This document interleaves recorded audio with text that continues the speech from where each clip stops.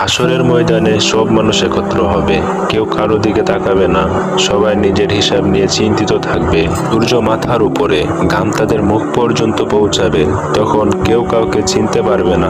আল্লাহ যাদের প্রতি রহমত করবেন তারা তাদের আত্মীয়, বন্ধু ও প্রিয়জনদের চিনে নেবে। তারা বলবে, তুমি কি আমার মা, তুমি কি আমার ভাই, আর চোখে পানি আসবে। কিন্তু এবার দুঃখ নয়, আশা নিয়ে।